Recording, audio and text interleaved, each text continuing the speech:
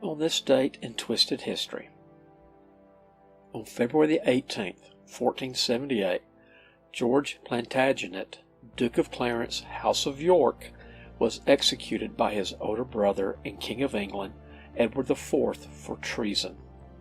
His manner of death? It is rumored that he was drowned in a butt of Malmsey wine. This was a very Game of Thrones death.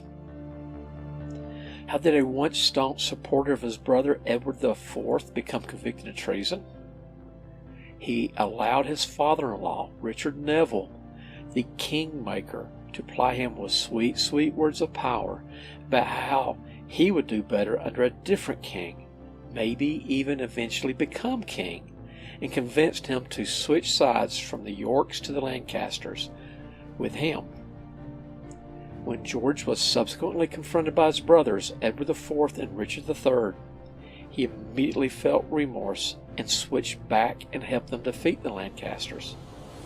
George wasn't a bad person, as 15th century English nobility went. He did have an innocent woman hanged because his alcoholic paranoia convinced him she poisoned his wife, but who hasn't done that after coming off a red wine hangover? But his brother Edward never really trusted him again. Good old Edward had one of Georgie's trusted retainers arrested, Oxford astronomer Dr. John Stacey, and had his torturers extract a confession from Dr. Stacey. Johnny Boy claimed that he and two others imagined and compassed the death of the king by the black arts. Stacey and the two unfortunate men, Thomas Burdett and Chaplain Thomas Blake, were quickly tried and found guilty and sentenced to be hanged. Thomas Blake was spared at the last minute by a plea from the Bishop of Norwich, but the other two were killed as ordered. Angry, George sent Dr. John Goddard, a Lancaster, to Parliament to protest the innocence of the two men, which was a mistake. First, Goddard was a Lancaster, and the Lancasters had just been defeated in their bid for the throne. Second, it didn't matter how trumped up and ridiculous the charges were against Stacey and Burdett.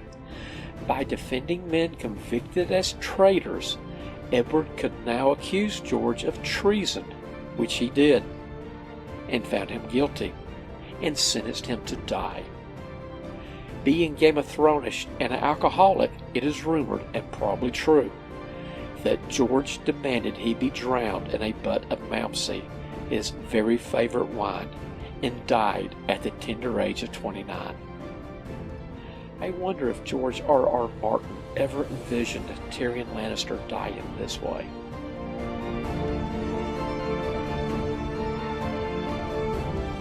We post new videos daily, so hit like and subscribe to make sure you don't miss out.